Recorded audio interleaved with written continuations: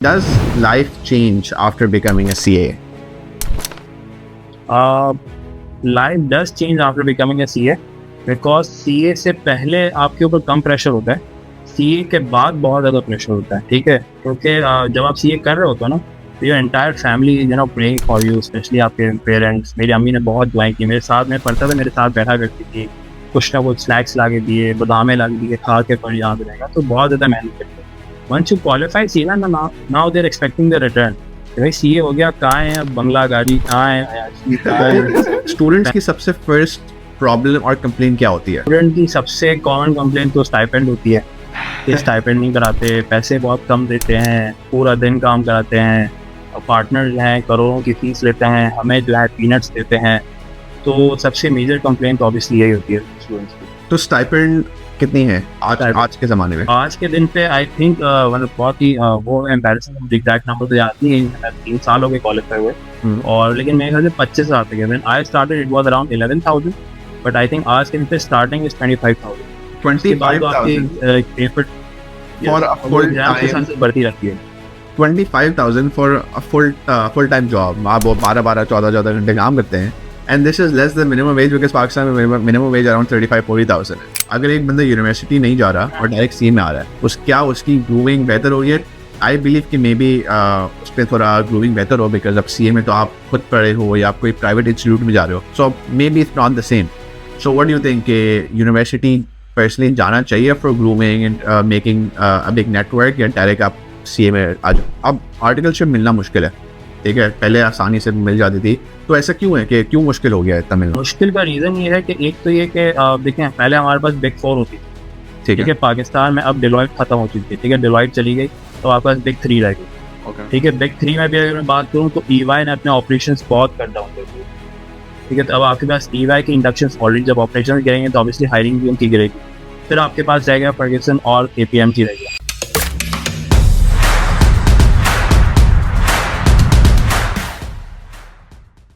Assalamu alaikum everyone. Welcome to another episode of the Kanani Connection. Today we have Mr. Muzammil Shivani with us. और मुजम्मिल बहुत ही smart बंदा है। Smart क्यों? क्योंकि इसने पाकिस्तान में सीए किया है, वो भी फर्स्ट 2 अटेम्प्ट्स में, जो पाकिस्तान में बहुत ही बड़ी बात है, बिकॉज हम लोग तो हमेशा देख रहे होते हैं कि सीए नहीं हो रहा।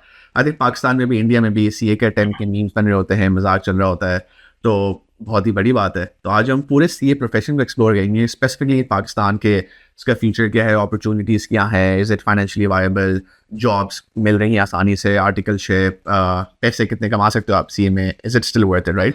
तो हम पूरा एक्सप्लोर करेंगे, and along with that will also explore Muzammil's life as well, कि इसने सीए क्यों किया, इतना स्मार्ट कैसे बन गया। ठीक है, so will get right into it. अस्सलाम वालेकुम मुज़म्मिल, क्या हाल है? वालेकुम सलाम, आई एम ऑल गुड। जवाब तुम बताओ, क्या हाल है? आपने अभी मुझे जावेद बोला, आई डोंट ब्लेम यू, बिकॉज ये मेरा बचपन का ट्रॉमा भी है कि स्कूल में जब भी अटेंडेंस रजिस्टर पे जब भी आ रहा होता था नाम, तो जावेद बोल देती थी मेरी टीचर, और मेजोरिटी टीचर्स, और सब हंसना शुरू हो जाते, और मैं बड़ा अफसोस होता था मुझे, क्या मुझे जावेद क्यों बोल रहे हैं, क्योंकि जावेद थोड़ा बड़े वाला नाम है, क्योंकि आपके बड़ों का नाम होता है, अबू चाचू उस तरह के नाम होते हैं, और मुझे लगता है कि मैं बहुत बड़ा हो गया था उस वक्त, तो सब हंसते थे, but I don't blame you, which is fine, but Jawad तो और बिल्कुल ठीक है समित, आप सुनाओ कैसी चल रही है ज़िंदगी? काफ़ी अच्छी चल रही है, काफ़ी बिजी, काफ़ी फास्ट, मैं कहूँगा काफ़ी फास्ट चल रही है बिल्कुल। अच्छा, ओके, ये बताओ कि बारिशों के बाद पानी निकल गया, नहीं निकला कराची में? कराची में जहाँ तक मैं रहता हूँ वहाँ तक तो मुझे पानी नहीं दिख रहा, अच्छा, नहीं देख रहा। बट आई होप कराची काफ़ी बड़ा है, और जहाँ तक मतलब न्यूज़ आती रहती है तो अभी भी कहीं कहीं आई थिंक पानी है। बट जैसे जिस दिन बारिश हुई थी, सो मैं सोशल मीडिया पे देख रहा था कि हर जगह पानी भरा हुआ है, और एग्जैजरेट, डू यू थिंक चीज़ें थोड़ी एग्जैजरेट भी होती हैं मीडिया पे कि यार इतना पानी नहीं था जितना दिखाया गया?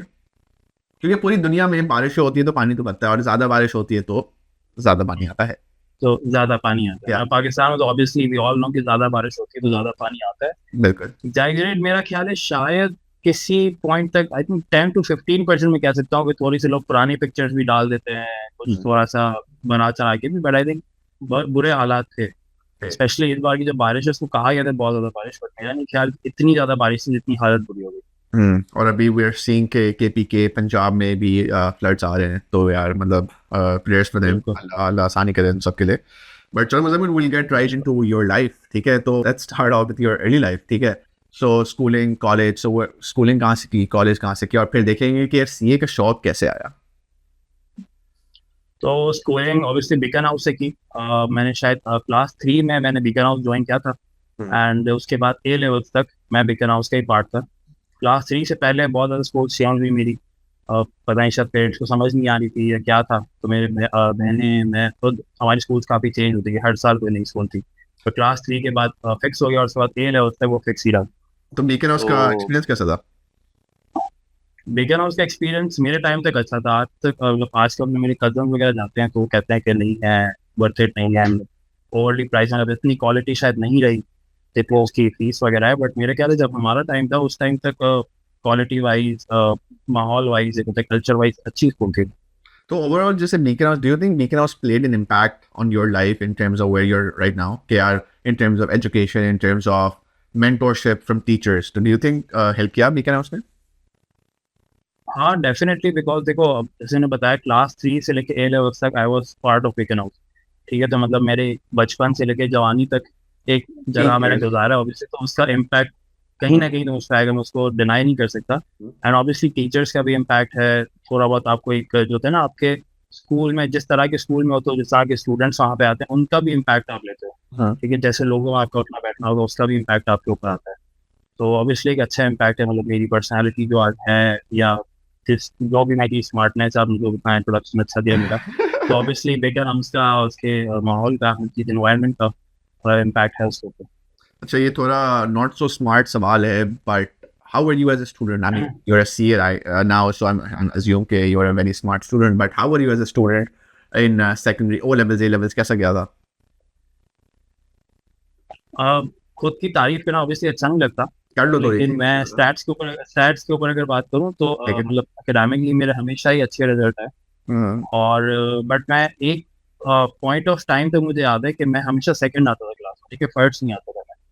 और बाय द टाइम मुझे फर्स्ट आना शुरू हुआ, वो उसकी रीज़न ये थी कि जो लड़का फर्स्ट आता था उसका सेक्शन चेंज हो गया। That was the only reason मेरा फर्स्ट आने का। ठीक है, असद अमीरुद्दीन, तुम भी जानते हो। जी जी। तो तो वो उसको मेरे साथ उसको क्लास फर्स्ट आने के लिए उसका सेक्शन खुद तो चेंज नहीं कराया आपने, कि कंप्लेन करके कुछ ऑटोमेटिक हो गया? नहीं, मैंने चेंज नहीं कराया, बट शायद मेरी माँ की दुआएं थी, क्योंकि वो अक्सर आती थी और कहती थी क्या रिजल्ट आया, मैंने कहा मैं सेकंड आया, फिर कहती फर्स्ट, ऑब्वियसली ऐसा आया होगा, मैंने कहा हाँ। हाँ।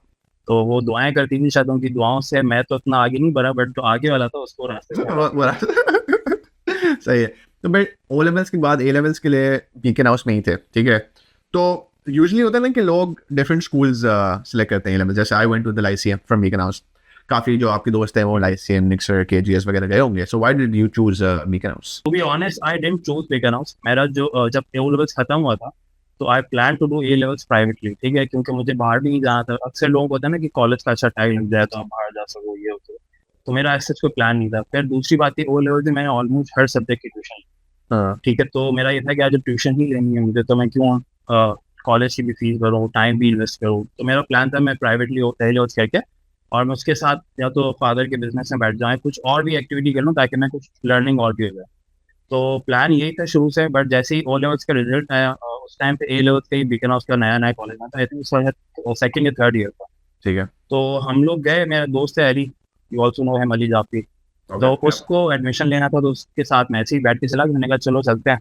उस वक्त फॉर्म्स मिल रहे थे, 1,000 रुपये का फॉर्म था, मेरी जेब में 1,000 रुपये गिरी थी उस टाइम। ठीक है, मतलब ऐसे ही चले गए थे हम। तो मुझे याद है सर सलमान थे, उनसे मैंने उसको उठा लिया, किसने कहा तो फॉर्म तो भर दे, 1,000 रुपये का क्या होता है। हाँ। मतलब चलो ठीक है, 1,000 रुपये का फॉर्म, मैंने सर सलमान मुझे याद है आज तक मुझसे 1,000 रुपये उधार लिए थे।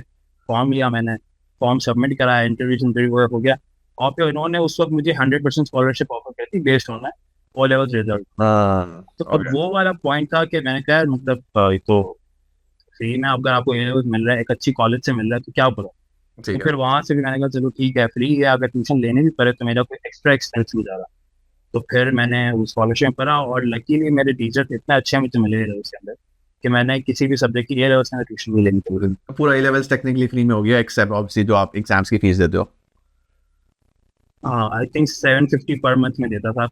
तो मुझे याद है 750 कुछ था, 1,500 रुपये का चलान आता था मेरा 3 महीने से। तो खुद ही भर देते होगे पॉकेट मनी हाँ, से। वो हम खुद ही कर रहे हैं, ऐसे निकल जाता हूँ। तो ए लेवल एक्सपीरियंस कैसा था उधर बीकन हाउस के ए लेवल कैंपस में? ए लेवल एक्सपीरियंस मेरा काफ़ी अच्छा रहा, मतलब स्पेशली टीचर्स बहुत अच्छे मिले। ठीक है। उसके बाद ऑब्वियसली दोस्त नए बने, थोड़ा सा जो मेरे अंदर स्कूल के अंदर थोड़ी बहुत जो शाइनिंग थी थोड़ी बहुत जाके वो कॉलेज में मेरे अंदर खत्म हुई। और मतलब अच्छा एक्सपीरियंस, एक तो नया कॉलेज है ना, तो वैसे उनकी सर्विसेज फैकल्टी उन्होंने बहुत टॉप नॉच रखी हुई थी, तो ये उसका एक्सपीरियंस मुझे काफी अच्छा रहा। ओ लेवल्स में भी आई एज्यूम अच्छे ग्रेड्स आए होंगे। ये लेवल में आई गॉट 3 stars, मतलब उससे अच्छा हो नहीं सकता था कुछ।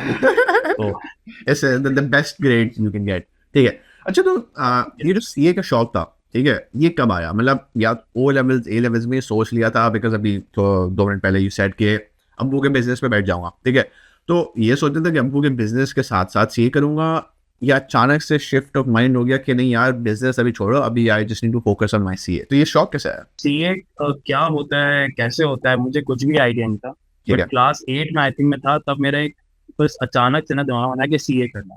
Class one of 8? The reason यही था कि इसका क्लास 8 में, तो उसका रीजन एक ये भी था कि मेरे क्योंकि अच्छे रिजल्ट्स आते थे, और आपको ना मतलब जब आप अच्छे हो तो एकेडमिक तो आपको चैलेंजेस लेने में मजा आता है। ठीक है, जैसे ओ लेवल से एड मैथ्स लेना एक चैलेंज होता था, मतलब आप लेते थे तो उसको प्राइड के साथ लेते थे कि भाई मैं एड मैथ्स करता हूँ।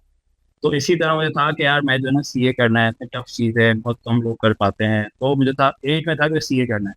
उसकी करियर ग्रोथ क्या है, उसमें क्या होता है, उसका प्रोफेशन, मतलब सीए करके मैं करूँगा क्या, मुझे कुछ नहीं पता था। तो 8 में आई वाज डिसाइडेड कि कुछ भी हो जाए सीए करना है। तो उसी हिसाब से मैंने फिर इसलिए ओ लेवल में कॉमर्स भी लिया और तैयारी वगैरह सारी की। ए लेवल में आगे थोड़ा सा मैं आगे पीछे हुआ फिर, बट इवेंचुअली मैं सीए के अंदर आ गया। ठीक है। और सीए के अंदर आगे मतलब किस तरह आते हैं सीए के अंदर? जैसे फॉर एग्जांपल इसकी कोई, क्योंकि आई एम श्योर इसकी ये कोई यूनिवर्सिटी तो नहीं होती, राइट? मतलब आप कोई प्राइवेटली एग्जाम्स दे रहे होते हो कि ए लेवल्स के बाद आपकी ग्रेड्स आए खत्म, तो फिर किस तरह सीए में एंटर हो सकते हैं? मैं कैसे हो मैं उसके बाद में आऊंगा, बट कैसे हो सकते हैं, क्या? Very simple. जैसे कि आप ए लेवल ओ लेवल्स का जैसे एग्जाम्स देते हो, ठीक है, ठीक है। इंटरनेशनल काउंसिल एसीआई बोर्ड है, उसको अपने एग्जाम्स देने, और उसके पीछे आप कैसे पढ़ाई करते हो सब तो यू, आप खुद से घर बैठ के सब्जेक्ट पढ़ लो, आप प्राइवेट ट्यूशन ले लो, आप किसी स्कूल का पार्ट बन जाओ। तो सब तो इसी तरह सीए भी इसी तरह है कि आप उधर जाकर रजिस्टर कराते हो, उसकी हर 6 महीने में, कुछ लेवल्स के हर 3 महीने में एग्जाम्स होते हैं। आपकी मर्जी, आप घर बैठ के पढ़ के देना चाहते हो घर बैठ के पढ़ लो, आप किसी इंस्टीट्यूट जाके पढ़ना चाहते हो पढ़ लो, ऑनलाइन क्लासेस लेना चाहते हो तो आप जैसे भी क्लासेस लेके just go and give exams और क्लियर करते रहो। तो आप मतलब इसके लिए कोई यूनिवर्सिटी कोई इंस्टीट्यूट में एडमिशन लेना कंपलसरी नहीं है आपके लिए। तो कोई प्री रिक्विजिट होता है कि मतलब आपने ग्रेड 10 किया हुआ हो या 12 तक किया हुआ हो या ओ लेवल्स किया हो ए लेवल्स किया हो, इसके बाद ही आप एग्जाम दे सकते हो? या मतलब if I mean grade 8 for example, just an example, तो मैं सी ए के एग्जाम के लिए रजिस्टर कर सकता हूँ व्हाट्सएप में? रिसेंटली शायद उन्होंने कुछ चेंजेस किए हैं, बट मेरा ख्याल है आपको ए लेवल या इंटर वो करना जरूरी है। एसीसी आई थिंक आपको ए लेवल्स के बाद इंटरटेन कर लेता है, ठीक है। लेकिन सीए के लिए आपको ए लेवल या आपका इंटर आपका हो जाना चाहिए। इंटर में आई थिंक क्योंकि रिक्वायरमेंट है कि सर्टेन मार्क्स आपके होने चाहिए, अगर वो नहीं होते तो एक और एग्जाम्स होता है एडिशनल जो आपको पास करना पड़ता है to qualify to enter into CA basically. अच्छा अच्छा, मुझे ना सीए का प्रोसेस समझाओ कि मतलब पहले जब हमारे टाइम पे जब मेरे दोस्त बात करते थे तो होता था मॉड्यूल सिस्टम, ठीक है, I am not sure if it's still the same. तो मतलब कितने एग्जाम, जैसे ए लेवल्स कर लिया, ठीक है, इसके बाद कितने साल में आप सारे एग्जाम्स दे सकते हो? लेट्स अज्यूम कि फर्स्ट अटेम्प्ट में क्लियर करने हैं, और क्या मॉड्यूल्स होते हैं, क्या सब्जेक्ट्स होते हैं? अच्छा, पहले मॉड्यूल होते थे, बिल्कुल सही है, और मॉड्यूल्स के बाद अब वो लेवल पे चेंज हो गया था, मतलब मॉड्यूल वाला सिस्टम था उनका नाम लेवल हो गया था, अब दोबारा लेवल ही है, बट अब फिर से कुछ एग्जाम में चेंज आए तो एक आध एग्जाम कम हो गया सीए का। बट जब तक मैं था और ऑलमोस्ट अभी कुछ सिमिलर ही होगा, तो उसमें ये था कि आपका 4 लेवल होते थे। एक लेवल था आपका एएफसी जिसको कहते हैं असेसमेंट ऑफ फंडामेंटल कॉम्पिटेंसीज, उसमें आपके 4 एग्जाम्स होते थे। उसमें बेसिक फंडामेंटल कॉन्सेप्ट होते थे, जैसे कि आपके इंग्लिश टेस्ट हो गई, मैथ्स टेस्ट हो गया, आपकी कंप्यूटर नॉलेज टेस्ट हो गई, कम्युनिकेशन टेस्ट हो गई, वो समझ लो सीए का एक एंट्री टेस्ट है काइंड ऑफ। ठीक है, आपके जैसे आईबी का एंट्री टेस्ट होता है तो वो एंट्री टेस्ट है। उसके बाद आपका एक सेकंड लेवल आता है, इसको कैफ कहते हैं, certificate in accounting and finance. तो वो एक होता है, उसके अंदर 9 पेपर होते हैं। उसमें ए लेवल वालों को आई थिंक, इंटर वालों को भी कुछ एक आध पेपर की एग्जेप्शन मिलती है, और बाकी आपको पेपर देने पड़ते हैं जो आपके हर 6 महीने में होते हैं। ठीक है। अब हर अटेम्प्ट में नॉर्मली अगर एक एवरेज स्टूडेंट भी हो तो हर अटेम्प्ट में 3 पेपर देता है, तो 9 पेपर समझ लो आप 3 अटेम्प्ट है ना, यानी कि 1.5 साल के अंदर आप क्वालिफाई करते हो। तो पहला एएफसी 6 महीने के अंदर, दूसरा कैफ आपका 1.5 साल के अंदर, 2 साल के अंदर आपके जो 2 लेवल्स हैं जिनको सीए इंटर भी कहा जाता है, ये तो आप 2 साल के अंदर क्लियर कर सकते हो। ओके। उसके बाद you have to get yourself inducted into an audit firm या फिर कोई इंडस्ट्री जहाँ पे आपको साढ़े 3 साल की आर्टिकलशिप करनी है, जहाँ पे आपको पूरा ट्रेनिंग पीरियड करना है। Once you start your articleship, उसके बाद ये है कि आपको 1.5 साल तक, अब शायद 1 साल हो गया है, 1 साल तक आपको एग्जाम नहीं दे सकते, आपने सिर्फ काम करना है। ठीक है, 1 साल जैसे ही आपको गुजर जाएगा फ्रॉम रजिस्ट्रेशन डेट, आपका 1 साल गुजर जाएगा, उसके बाद जो भी अपकमिंग अटेम्प्ट होगी उसमें आप एग्जाम्स के लिए बैठ सकते हो, अपने एग्जाम्स दे सकते हो। उसमें आपके आते हैं 6 पेपर, 6 एग्जाम्स आते हैं उसके अंदर। और वो 6 एग्जाम्स भी अगर बात करूँ तो पहली अटेम्प्ट में क्योंकि ज़्यादा टाइम होता है, 1-1.5 साल तक आप पेपर नहीं दे सकते। नॉर्मली लोग 3 पेपर देते हैं और फिर 2-2 करके देते हैं। तो ये जो 3.5 साल का टाइम है, अगर आप फर्स्ट अटेम्प्ट या एक आध पेपर फेल करके भी निकालो तो ये 3.5 साल के अंदर आपके रिमेनिंग पेपर्स खत्म हो जाते हैं। तो बाय द टाइम आपकी आर्टिकलशिप खत्म होती है तब तक आप सीए क्वालिफाई कर सकते हो, अगर आप एक मुनासिब या रीजनेबल स्पीड के अंदर पेपर निकाल दो। अच्छा, सो या जब आप when did you pass your CPA, कितने साल हो गए? सीए सीपीए मैं कनाडा में तो मेरे सीपीए की आदत है, बट हाँ कितने साल हो गए सीए किए हुए? यस, मैंने क्वालिफाई किया था जनवरी 2022 के अंदर। ठीक है। तो तो उस तकरीबन हिसाब से आई थिंक मेरे 3 साल से ऊपर हो गए। 3.5 साल हो गए, ठीक है। तो और ये उस वक्त के हिसाब से और अभी थोड़े चेंजेस हुए होंगे, ठीक है। तो वो changes according to as a professional, do you think वो चेंजेस जो हुए हैं प्रोफेशन में वो अच्छे हुए हैं या बुरे हुए हैं फॉर स्टूडेंट्स? मेरा ख्याल है थोड़े से नेगेटिव चेंजेस हुए हैं। चेंजेस इन अ सेंस कि एक तो ये कि आपके जो नंबर ऑफ स्टूडेंट्स जो क्वालिफाई हो रहे हैं वो बहुत ज़्यादा बढ़ गए हैं। ठीक है, बहुत ज़्यादा बढ़ गए हैं। आपकी एंट्री के ऊपर कोई बैरियर नहीं है। ठीक है, जैसे कि अगर एक अच्छी इंस्टीट्यूट होती है, कोई अच्छी यूनिवर्सिटी होती है, वो एक एंट्री पे बैरियर लगाती है। ठीक है, एंट्री टेस्ट रखती है और एक लिमिटेड स्टूडेंट्स आगे लेके आती है। तो आपने इस पे बैरियर नहीं रखा हुआ, कोई भी आ सकता है इसमें, आपने बहुत तेज़ी से स्टूडेंट्स क्वालिफाई भी हो रहे हैं। और ऑन दी अदर हैंड आपने इक्वल अपॉर्चुनिटीज़ क्रिएट नहीं। ठीक है, जो दूसरी तरफ आपका कैफ्स में जो कहता है लेवल 2 आपको क्लियर होता है, आपको आर्टिकलशिप पे जाना होता है। अब कैफ्स में इतने स्टूडेंट्स क्वालिफाई स्पीड से हो रहे हैं, मतलब हर अटेम्प्ट में पता नहीं कोई 500 600 1000 बच्चा क्वालिफाई होता है। और वो अवेलेबल है अब आर्टिकल्स के लिए, बट इतनी ऑडिट फर्म्स, इतनी कंपनीज नहीं जो उनको आर्टिकलशिप ऑफर कर सके। तो वो बेचारे बच्चे वो हैं कि जो अब अटक गए ना, तो उनकी क्वालिफिकेशन आपने मतलब रोक दी बीच में, कि जब तक वो कहीं इंडक्ट नहीं हो सकते तब तक वो एग्जाम नहीं दे सकते। उनका टाइम ज़ाया हो रहा है। जितने उन पुराने होते रहेंगे उतनी ऑब्वियसली अच्छी अपॉर्चुनिटीज मिलना भी मुश्किल होगी। जो अच्छी फर्म्स होती हैं वो उनको प्रेफर करती हैं जो फॉरेन क्वालिफाई होकर आ जाए, फॉरेन पास करके आ जाए, जल्दी पास करके आ जाए। तो दूसरा बस चेंज यही कि जैसे कि ऑडिट फर्म्स का थोड़ा सा जो क्या कहेंगे, क्या जब उन्होंने इंडक्शन कम कर दिया, मतलब बच्चे ज़्यादा हो गए, ऑडिट फर्म्स कम है, तो उन्होंने फिर इंडस्ट्री की आर्टिकलशिप खोल दी। इंडस्ट्री के अंदर ही मैं कहूँगा कि बुरी चीज़ नहीं है, बट एक बेंचमार्क होना चाहिए कि एक सर्टेन लेवल की कंपनी है वो ऑफर कर सके। तो आजकल के दिन पे हर छोटी मोटी कंपनी, प्राइवेट कंपनी है, कोई भी कंपनी है, वो जो है आर्टिकलशिप ऑफर कर रही है, जहाँ मुझे लगता है कि स्टूडेंट की वो लर्निंग और वो ग्रोमिंग नहीं हो सकती जो एक बड़ी फर्म में, ऑडिट फर्म में स्पेशली होती है। तो ये 2-3 चेंजेस मुझे लगता है शायद नेगेटिवली इम्पैक्ट करेंगे स्टूडेंट्स को। एंड अच्छा, अभी यू सेड कि अब आर्टिकलशिप मिलना मुश्किल है, ठीक है। पहले आसानी से मिल जाती थी, तो ऐसा क्यों है कि क्यों मुश्किल हो गया है इतना मिलना? मुश्किल का रीज़न ये है कि एक तो ये कि देखें, पहले हमारे पास बिग फोर होती थी।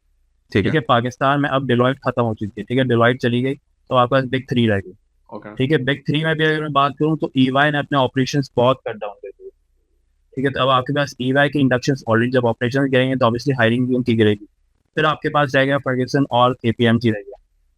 ठीक है, तो उसमें ये हुआ कि जब उन्होंने इतनी एक टाइम पे हायरिंग कर ली, फिर होता ये था कि एक पॉइंट पे लोग बाहर चले आते थे। जब बीच में कोविड वाला टाइम आया आपका, उसमें लोग बाहर नहीं जा रहे थे। जब बाहर नहीं गया ना, तो जो उन्होंने, होता क्या था, आपने हायर के लोग 3.5 साल गुजरे वो चले आते थे, कोई बाहर चले आता था, कोई क्वालिफाई होकर इंडस्ट्री चला गया। अब जब कोविड आया तो लोकल मार्केट भी थोड़ी डिस्टर्ब हुई, बाहर की मार्केट भी डिस्टर्ब हुई। तो जो हायर हो गए थे उन्होंने 3.5 साल के बाद कंटिन्यू विद द फर्म। तो ऑब्वियसली उनको इतना स्टाफ था कि उनको नई हायरिंग की जरूरत नहीं पड़ी। तो फर्म्स कम हो गई, फिर नई हायरिंग नहीं हुई। और फिर दूसरी बात है कि लोगों को एक टाइम तक बिग फोर जब आसानी से मिल जाती ना, तो उनको था कि बिग फोर में ही जाना है। छोटी फर्म्स को उन लोग पूछते भी नहीं थे। ठीक है ना, उनको नाम भी नहीं पता था कि छोटी फर्म्स हैं कौन सी। तो वो लोगों ने उनको भी स्किप किया कि नहीं यार बिग फोर में जाना है, बिग फोर में जाना है। तो लोग बैठे रहे, लोगों ने 6-6 महीने, 1-1 साल जाया क्या कि नहीं यार PwC ही जाऊँ। और फिर वो जब 1 साल तक वो बैठे गए, पीछे से और क्वालिफाई थे, तो मतलब सप्लाई बहुत ज़्यादा बढ़ गई आपकी और डिमांड इतनी है नहीं। तो वो एक मुश्किल बहुत ज़्यादा क्रिएट हुई उससे। अच्छा, जब because you are very close to all the CA students as well, because आप एक सीए सोसाइटी का एक पार्ट भी थे, you can also tell us more about that as well.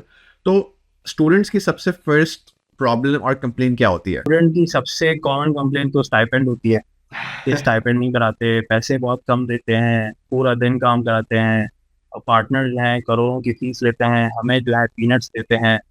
तो सबसे मेजर कंप्लेंट ऑब्वियसली यही होती है स्टूडेंट्स की। तो स्टाइपेंड कितनी है आज Stipend. आज के ज़माने में?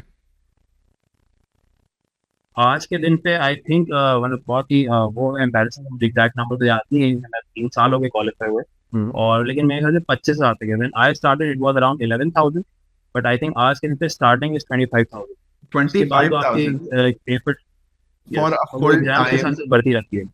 25,000 for a full time job. आप वो 12 14 घंटे काम करते हैं, and this is less than minimum wage because Pakistan में minimum wage around 35-40,000 है. तो and बिल्कुल अभी recently LinkedIn पे एक बहुत चीज़ फाइल हुई थी. One of the partners from Pakistan, मुझे याद नहीं कौन सी कंपनी में थे, उन्होंने बोला था भाई हम लोग बच्चे स्टाइपेंड पर होते हैं, बट हम स्टाइपेंड क्यों दें, हम उन्हें ग्रूम कर रहे हैं. मतलब ये कितना एक एट्रोशियस सोच है कि यार मतलब हम पैसे क्यों दें, क्योंकि पाकिस्तान में वॉलंटियर वर्क की आदत है कि आप बस फ्री में काम कराओ लोगों से, ठीक है. तो बिल्कुल। As a all the students मिलके डू यू थिंक कोई इम्पैक्ट क्रिएट हो सकता है कि सिर्फ 25,000 रुपये, तो मतलब इससे आपका आजकल बिजली का बिल भी नहीं भरा जाता? 25,000 पे देखो डेफिनेटली एक बहुत कम अमाउंट है, और नो डाउट बहुत कम अमाउंट है। और जो बेचारे, मैं कहूँगा कि सीए में मेजॉरिटी है, क्योंकि बहुत ज़्यादा महंगी क्वालिफिकेशन नहीं है, तो एक majority lower middle class family से भी इसमें लोग आते हैं, तो ऑब्वियसली उनके लिए और मुश्किल है। ठीक है, जिनके पास फैमिली सपोर्ट नहीं होता, they have to actually support the family, तो ऑब्वियसली पैसे कम है। बट आई थिंक इसके अगर हमने स्टाइपेंड बढ़ाने की कोशिश भी की या लोगों ने कुछ करके बढ़ा भी दिया, तो it might have negative impact on the students as well. ठीक है, आज जैसे मैंने आपको बताया कि आप फर्म जो है ना इतनी हायरिंग नहीं कर रही, तो जब आपकी स्टाइपेंड बढ़ेगी ना, आज जो बड़ी फर्म है स्पेशली, उनके लिए ट्रेनिंग की कॉस्ट बहुत सिग्निफिकेंट कॉस्ट नहीं है। वो एक की बजाय 5 भी हायर कर सकता है। ठीक है, हमारे टाइम में मुझे याद है ओवर स्टाफिंग होती थी, मतलब एक एक अटेम्प्ट में ना फर्ग्यूसन जो है आई थिंक 100 125 बच्चे उठा लेता था, केपीएमजी 60-70 बच्चे उठा लेता था। उनके सिग्निफिकेंट कॉस्ट नहीं थे उनके लिए, उनको था कि चलें एक ट्रेनिंग भी दे देंगे, हमें काम भी आएगा स्टाफ। तो अगर आपने उस पर काम किया गया, नहीं मैं जो है स्टाइपेंड बढ़ाऊँ, ये सब करूँ, तो हो सकता है कि उनकी फिर हायरिंग कम हो जाए, फिर आपके लिए ही अपॉर्चुनिटीज थोड़ी बहुत कम हो जाए। दूसरी बात ये मैं कहता हूँ कि लोग ऑल्दो कंप्लेन करते हैं कि यार पैसे कम हैं, but this part of your life, this articleship is basically not meant for earning. ठीक है, जैसे आपकी इंटर्नशिप होती है, इंटर्नशिप में भी डू नॉट एक्सपेक्ट कि मुझे कोई मिनिमम वेज से ऊपर पैसे मिलेंगे। ठीक है, आई अंडरस्टैंड कि आप बहुत ज़्यादा काम कर रहे हो, आप पूरा पूरा दिन वहाँ काम करते हो, लेकिन this is more associate towards your learning. हाँ, इसीलिए देखो, अगर आप इसमें देखो ना, तो जो बंदा बात कर रहा है वहाँ ग्रूमिंग दे रहे हैं, वो एक तरह से बात सही भी थी। आज आप अगर फर्म में जाओ, आपको 25,000 मिलेंगे। ठीक है, आप कंपनी में आ जाओ आर्टिकलशिप करने के लिए, आपको 70,000 मिलेंगे। मेरी कंपनी 70,000 रुपये देती है एक सीए ट्रेनिंग को। ठीक है, इंडस्ट्री लेकिन अगर मैं किसी स्टूडेंट को कहूँ, इंडस्ट्री बिल्कुल, तो अगर मैं किसी स्टूडेंट को कहूँ ना कि तुम्हारा पीडब्ल्यूसी में भी हो गया और तुम्हारा आईसीआई में लकी कोर में भी हो गया, तुम कहाँ जाओगे, तो खुशी खुशी 25,000 में पीडब्ल्यूसी जाएगा। इसके रीजन क्या देयर है? इज अ रीजन ना कि एक नॉन मॉनेटरी बेनिफिट भी एसोसिएटेड है, जिसको आप नहीं अकाउंट फॉर करें। ठीक है, अगर बाकी पैसा मसले तो क्यों नहीं आ रहा इंडस्ट्री के अंदर। जैसे आपको 70,000 रुपये दे रही है, 80,000 रुपये भी दे रही इंडस्ट्री, तो फिर अगर पैसे ही एक मेन इशू था, तो आप क्यों नहीं जाते इंडस्ट्री? So do इसीलिए you नहीं जा रहे बिकॉज आपको पता है वहाँ पे एक टैग आ रहा है, वहाँ पे एक लर्निंग आ रही है, ग्रूमिंग आ रही है, जो do you नहीं मिल सकती। personally, because obviously आपने बिफोर में भी काम किया है, KPM, EY and PwC, I think, ठीक है, और at the same time you're currently working in industry. So do you, और अभी I'm sure कुछ ना कुछ आर्टिकल्स आते होंगे आपकी कंपनी में भी, ठीक है, इंडस्ट्री में आते होंगे. So do you think कि लर्निंग कर्व बहुत ज़्यादा है बिग फोर में compare to industry? Definitely big four या फिर कोई भी ऑडिट फर्म, आप दूसरी ऑडिट फर्म की अगर बात करें, तो लर्निंग का आपका बहुत ज़्यादा डिफरेंट होगा कंपेयर टू अ कंपनी। ठीक है, उसकी सबसे मेजर रीज़न ही है कि ऑडिट फर्म, तो आप हर 3 महीने में, हर 6 महीने में एक डिफरेंट कंपनी देख रहे होते हैं। ठीक है, डिफरेंट इंडस्ट्रीज देख रहे हो, तो आप मैन्युफैक्चरिंग भी देख लेते हो, आप फाइनेंशियल सेक्टर भी देख लेते हो, आप एफएमसीजी भी देख लेते हो, आप पता नहीं मुख्तलिफ इंडस्ट्रीज देख लेते हो, हर किस्म का एक्सपीरियंस ले लेते हो। फिर इसमें आप बड़ी कंपनी भी देखते हो, उसमें किस तरह काम होता है, जिसमें बहुत अच्छे सॉफ्टवेयर हैं, कंट्रोल्स हैं। फिर एक छोटी कंपनी जिसमें इतने अच्छे कंट्रोल्स नहीं है, वो किस तरह काम करती है। तो बहुत मुख्तलिफ एक्सपोजर्स आपको मिलता है। ऑन दी अदर हैंड, अगर आप एक कंपनी के अंदर आते हो, इंडस्ट्री के अंदर आते हो, तो आप एक लिमिटेड सेक्टर के अंदर काम करते हो।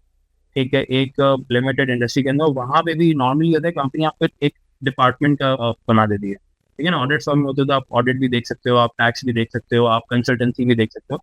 तो डेफिनेटली एक्सपोजर में डिफरेंस है, एक बड़ा अच्छा खासा डिफरेंस मैं कहूँगा होगा कंपेयर फर्म को इंडस्ट्री का। अच्छा, a lot of people, अभी जैसे you said कि मतलब you mean different clients, आप different industries में काम करते हो, आप Big Four में होते हो, but controls पे audit जो भी होता है, but I based on my experience what I've seen, ठीक है, why is CA just associated with accounting, audit and financial reporting? ठीक है, जैसे you're in tax which is different, ठीक है, I'm a CPA myself in Canada, I work in finance, ठीक है, I didn't like audit at all, ठीक है, but majority जब एक आपको दिमाग में आता है कि कोई CA है, ठीक है, तो अभी आपका दोस्त यार CA यार मेरी टैक्स में हेल्प कर दो, यार मेरी इसमें हेल्प कर दो, ठीक है, तो ऐसा क्यों है, मतलब can a CA in Pakistan also work in finance, can he be like कोई फाइनेंस फंक्शन में हो या FP&A में हो, बजटिंग फोरकास्टिंग वाले में हो, या उसे बस एक ऑडिट और कंट्रोलिंग एनवायरनमेंट में ही रहना पड़ेगा? देखो डेफिनेटली सीए को मैं कहूँगा सीए हर फील्ड में जा सकता है। मैंने सीए को एचआर के अंदर भी देखा है। आप के इलेक्ट्रिक का जाके चीफ पीपल ऑफिसर देखो, he is a CA, okay, ठीक है। तो सीए को तो मैंने एचआर के अंदर भी देख लिया, मतलब एक ख्वाहिश रह गई थी जो शायद नहीं मिला, तो वो भी मैंने देख लिया के अंदर। तो सीए हर फील्ड में जा सकता है, FP&A हो गया, फाइनेंस हो गया, रिपोर्टिंग हो गया, इंटर ऑडिट हो गया, किसी भी फील्ड में जा सकता है।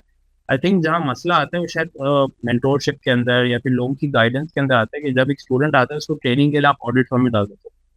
उसको ऑडिट फर्म में डालने का मकसद होता है कि वो कंपनी के स्ट्रक्चर को देख ले, फाइनेंशियल स्टेटमेंट देख ले, फ्लो देख ले कि भाई किस तरह फ्लो होता है, पैसा किस तरह फ्लो होता है, किस तरह फाइनेंशियल आपके स्टेटमेंट्स किन किन चीज़ों से इम्पैक्ट होता है। अब अक्सर स्टूडेंट्स उसी को अपना ना ब्रेड एंड बटर बना लेते हैं कि मतलब मैंने ऑडिट किया हुआ है तो मैं जो है फाइनेंशियल रिपोर्टिंग बहुत अच्छी कर सकता हूँ, मेरा इसमें बहुत अच्छा कंट्रोल है, तो उसी को अपना फोकस बना लेते हैं। और जब वो जॉब भी ढूंढते हैं, जब काम छोड़ के जा होता है, जब अपनी जॉब भी ढूंढते हैं तो वो इसी फील्ड के अंदर ढूंढते हैं, उनको उसी में पसंद किया जाता है। दूसरी बात ये, बहुत सारे स्टूडेंट्स या बहुत सारे मैं कहूँगा जो प्रोफेशनल्स होते हैं वो बहुत देर से डिसीजन लेते हैं। इफ़ यू आर प्लानिंग कि मुझे इंडस्ट्री में करियर बनाना है, ठीक है, फाइनेंस में बनाना है, मुझे किसी और फील्ड में बनाना है, तो you have to take the decision soon after your articleship. काफ़ी लोग क्या करते हैं, आर्टिकलशिप खत्म हुई फिर उन्होंने 1-2 साल और ऑडिट में गुजारा, उसके बाद you at a senior position. अब आप जब शिफ्ट स्विच करोगे तो आप एक सीनियर पोजीशन पे करोगे, तो वहाँ पे दे प्रेफर कि यार कोई फाइनेंस का बंदा ही है, ऑडिट फर्म का बंदा जिसने जिंदगी भर से कंट्रोल्स किए हैं, ऑडिट देखा है, फाइनेंशियल रिपोर्टिंग देखी है, उसको फिर वो फाइनेंस में इतना प्रेफर नहीं करते। तो वो आई थिंक हमारी तरफ से या प्रोफेशनल्स की तरफ से कहीं ना कहीं लैकिंग है। कंपनी या इंडस्ट्री के अंदर ऐसा नहीं का अपॉर्चुनिटी का मसला है।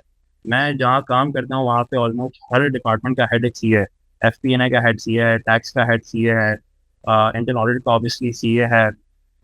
तो हर जगह मुझे CA मिलता है। हमारे यहाँ 5 बिजनेस है, हर बिजनेस का जो हेड ऑफ फाइनेंस है ही CA है, हमारा CFO CA है। तो बेसिकली हो सकता है, पर it depends on the person कि वो किस तरह अपने करियर को लेके चले।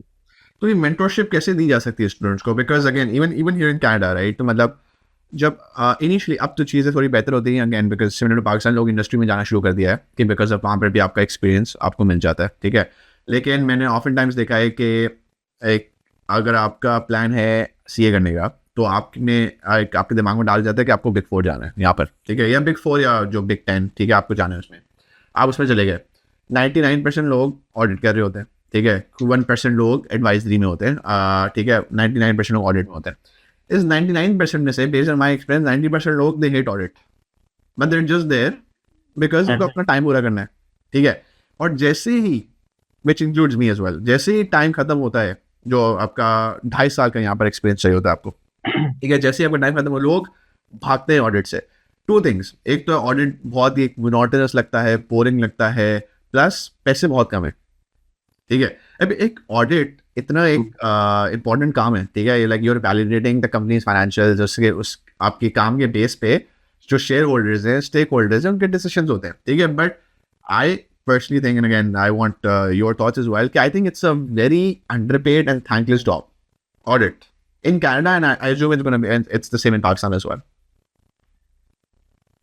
मेरा ख्याल है डेफिनेटली अंडरपेड है, रेम्यूनरेशन से बहुत कम है, फाइनेंशियली इतना रिवॉर्डिंग एरिया नहीं है ऑडिट। और इसकी वन ऑफ द रीजन मैं कहूँगा है ये कि ये वैल्यू एडिशन नहीं करता। ठीक है, आप कहीं भी जाओगे ना, आपको पैसे मिलते हैं वैल्यू एडिशन के लिए। अगर आप कहीं वैल्यू ऐड करोगे तो आपको पैसे मिलेंगे। कि मैंने ऑडिट फर्म्स के अंदर काम किया, मैंने ऑडिट डिपार्टमेंट भी काम किया और मैंने टैक्स डिपार्टमेंट भी काम किया।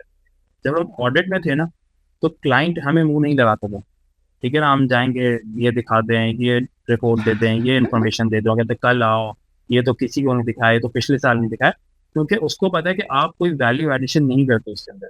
पर जब मैं टैक्स में काम करता था ना, मैं क्लाइंट से एक चीज़ मांगता था, मुझे आगे से 10 चीज़ें दे देता था।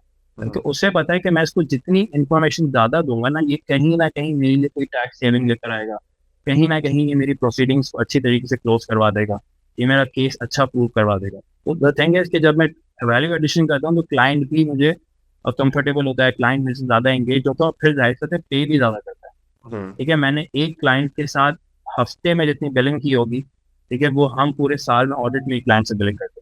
तो वही आप देख लो कि कितना फर्क है। तो ऑब्वियसली आपकी पे इसीलिए नॉर्मली कहा है कि वहाँ पे वैल्यू एडिशन नहीं है। कोई बात है, मैं कहूँगा मजदूरी ज़्यादा है वहाँ पे और टेक्निकल काम और वैल्यू एडिशन में काफ़ी कम है। बट डू यू थिंक कि इस वजह से, because I was talking to a manager at one of the big fours here, और वो बोल रहा था कि स्पेशली कोविड के बाद से चीज़ें बहुत चेंज हो गई हैं, राइट? कि अब लोग बोलते हैं हमें कम काम करना है और पैसे ज़्यादा चाहिए, जो आपको इंडस्ट्री में ज़्यादा मिलते हैं, ठीक है? तो क्वालिटी टैलेंट जो पहले बिग फोर में आता था ना, अब वो डायरेक्ट जा रहा है इंडस्ट्री में, बिकॉज अब इंडस्ट्री में भी आपका एक्सपीरियंस पूरा हो सकता है। इंडस्ट्री में यूजली लोग चले आते हैं इंटरनल ऑडिट में, जैसे कोई बड़ी बैंक है, ठीक है, तो आप इंटरनल ऑडिट में चले गए compare to external audit in big four, they're way happier, आपके आवर्स कम हैं, आपको पैसे ज़्यादा मिलते हैं, तो बिग फोर में क्वालिटी टैलेंट नहीं आ रहा। सो पाकिस्तान में डोंट यू थिंक इस वजह से अब क्वालिटी टैलेंट अट्रैक्ट करना बहुत मुश्किल हो जाएगा? पाकिस्तान में भी आई थिंक ऐसा ही है। ऑडिट फर्म्स के अंदर आज के दिन पे मैंने कहा कि आपके जो बिलो मैनेजर स्टाफ होता है, जो नॉर्मली अनक्वालिफाइड स्टाफ होता है, वो तो आपके पास बहुत ज़्यादा है और उनका मसला भी है कि उनकी मजबूरी है, उनको लर्निंग के लिए आपके पास आना है। बट अगर मैं बात करूँ कि कितना परसेंट लोग आपके पास रिटेन होना चाहते हैं, तो very few people want to retain an audit firm. ठीक है, मैं जब टैक्स फर्म में भी था तो हमारे पास मैनेजर्स की बहुत शॉर्टेज थी। नीचे उसका स्टाफ, आपको लो लेवल का स्टाफ जो होता है, ठीक है, जो अनक्वालिफाइड स्टाफ, सुपरवाइजरी स्टाफ होता है, वो आपको आसानी से मिल जाता है। बट मैनेजर, सीनियर मैनेजर का स्टाफ आपको नहीं मिलता और रीज़न वहाँ यही है कि आपकी पे कम है और वर्किंग आवर्स ज़्यादा है।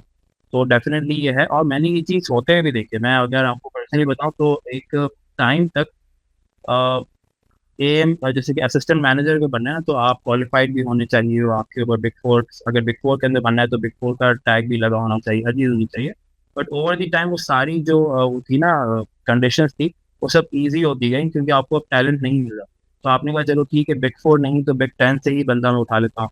ठीक है, क्वालिफाइड नहीं है लेकिन एक्सपीरियंस ज़्यादा है तो मैं उसको रख लेता हूँ।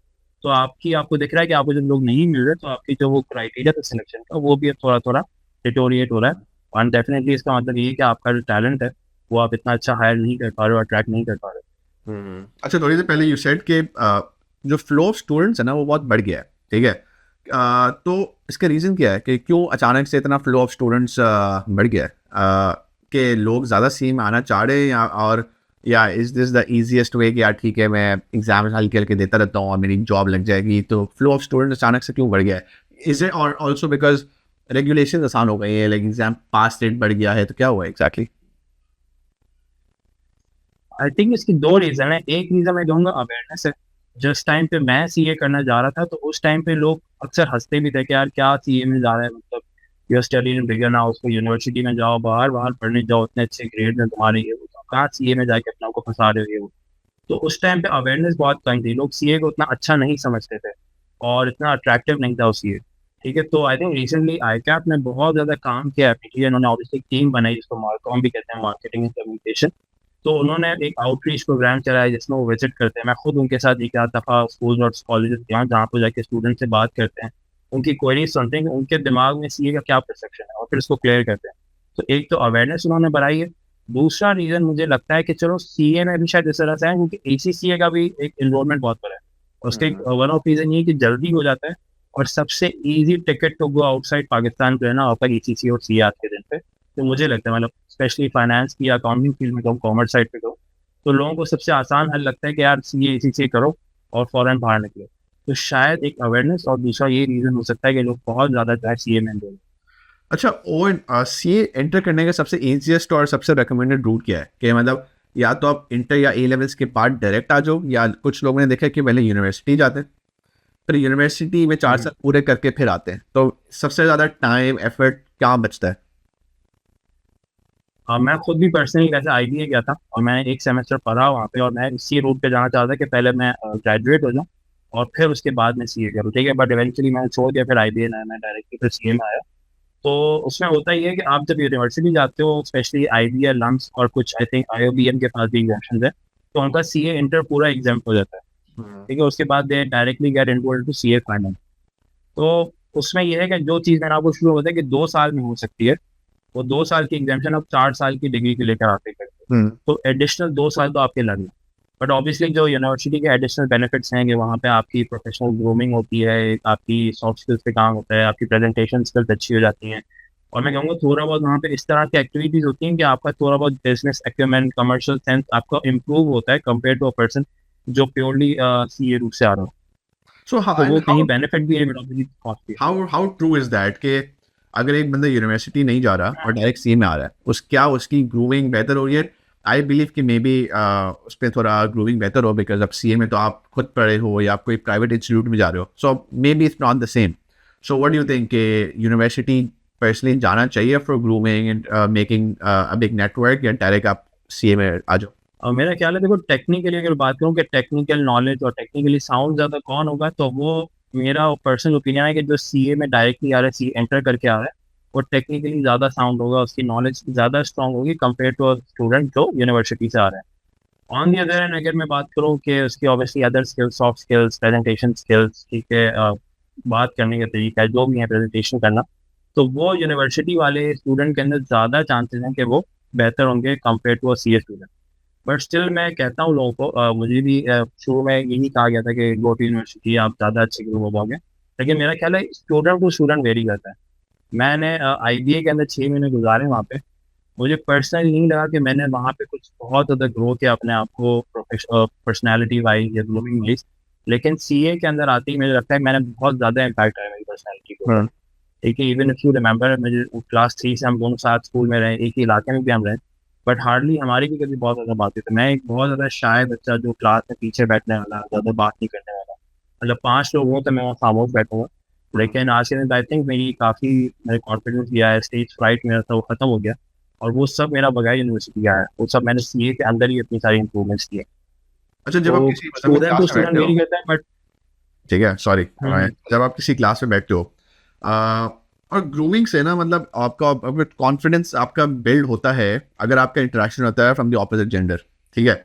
तो सी फील्ड में, ठीक है, अगर आप किसी क्लास, यूनिवर्सिटी में तो ऑब्वियसली मतलब है ना, इट्स फेयर बैलेंस होता है, 50% मेल 50% फीमेल्स होती है यूनिवर्सिटीज़ में, आई में स्पेशली होगा। बट सी ए में क्या है, मतलब परसेंटेज क्या है वुमेन और मेन की?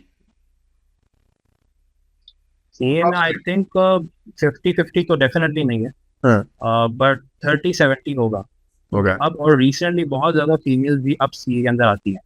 ठीक है, आपको जिस तरह से अब थोड़ा सा एनवायरनमेंट यहाँ पे चेंज हुआ है, पाकिस्तान के अंदर भी कल्चरल चेंजेस आए थोड़े, तो उसमें जो वुमेन है, जो फीमेल्स हैं, वो भी मेरे ख्याल है कि अब अट्रैक्टेड हैं टूवर्ड्स सीए प्रोफेशन। एक टाइम पे तो ना आर्टिकलशिप वाला इम्पैक्ट वो था कि जो शायद लड़कियां अवॉइड करना चाहती थी, और हमारे मुआशरे के अंदर इतना वेलकम ही नहीं किया जाता कि जो है लड़कियां ऑफिस में बैठे हैं, उतनी देर तक बैठे हैं, लेट सिटिंग कर रहे हैं। फिर सीए का ऑब्वियसली आपकी इंटरेक्शन मेल के साथ बहुत ज़्यादा होती, तो शायद एक टाइम तक अवॉइड होती थी। बट आज के दिन मैं कहूँगा कि फीमेल अब बढ़ना शुरू हो गई है। अब तो फर्म्स के अंदर आपको ऑडिट पार्टनर भी फीमेल दिखेंगी कहीं ना कहीं पे। तो फीमेल का रेशियो है, बट 30-70% रेशियो है। और एक टाइम तक कुछ इंस्टीट्यूट है जो वाकई में ना एक वो भी मदरसों वाले तरह पर आते थे कि मतलब जहाँ लड़कियाँ बैठेंगी सिर्फ, और यहाँ लड़के बैठेंगे, लड़का लड़की आपस में बात नहीं कर सकता। आउटसाइड क्लास किसी ने देख लिया वो लड़का लड़की से बात करे, जस्ट अ नॉर्मल कॉन्वर्सेशन, तो उसको बहुत बुरा दिखाता है कि ये क्या कर रहे हैं, तो जहाँ पढ़ने आते हो या इस तरह की चीज़ें करने आते हो। तो वो इस तरह का माहौल भी था एक टाइम पर। बट आई थिंक वो भी थोड़ा बहुत अब सही हो गया, तो आपकी ऑपोजिट जेंडर से इंटरेक्शन भी अब बराबर होती है। स्पेशली जब आर्टिकल्स में आप आते हो, तो आप फीमेल मैनेजर्स के साथ भी काम करते हो, फीमेल पुलिस के साथ भी काम करते हो, तो अब बराबर ही है मेरा ख्याल है। अच्छा, हमने बिग फोर में काम किया इतने साल, ठीक है, and then you move to industry, तो वर्क कल्चर में कैसा, कितना फ़र्क आया? वर्क कल्चर में कहूँगा ज़मीन आसमान का फ़र्क है। मैं बुराई नहीं करना चाहूँगा किसी की। लेट सेटिंग्स हर जगह होती हैं, इंडस्ट्रियाँ भी होती हैं, फर्म्स भी होती हैं, बट कल्चरली जो इंडस्ट्री होती है, और मैं कहूँगा गुड कंपनी, ठीक है, बैड कंपनीज आपको मिलेंगी हर जगह। तो गुड कंपनीज के अंदर culturally they are very strong, ठीक है, उनका बड़ा एक कंसर्न होता है एम्प्लॉय वेलफेयर के लिए कि भाई एम्प्लॉय जो है ठीक हो। कंटिन्यूसली अगर वो देखेंगे ना कि आप ज़्यादा लेट सेटिंग्स कर रहे हो, तो वो कंसर्न होंगे कि मतलब का वर्कलोड ज़्यादा है, शॉर्ट स्टाफिंग है, तो उस पर काम किया जाएगा कि क्यों शॉर्ट स्टाफिंग है, क्यों लेट सेटिंग होगी। इस तरह की चीज़ें हैं, फार्म में ये चीज़ें नहीं मिलती। फार्म में अगर आप जल्दी कर जा रहे हो, तो वो कंसर्न बन जाता है कि ये मतलब क्यों इतना जल्दी हो जाना उसके पास चाहिए, काम काम वाम कम है नहीं है क्या? क्या? हाँ, तो काम कम है क्या, क्लाइंट्स नहीं है क्या हमारे पास, और मतलब के काम क्यों नहीं हो। तो वो एक उल्टा कल्चर है।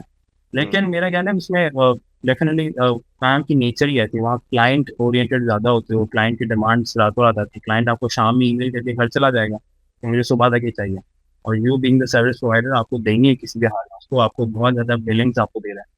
तो मेरा तो नेचर ही ऐसा काम है कि जहाँ पे इस तरह की चीज़ फेस करनी पड़ती है आपको। Acha, would you, because you have been through everything, right? So would you at this point recommend your younger brother or a younger cousin कि यार CA में आ जाओ, स्कोप ही स्कोप है?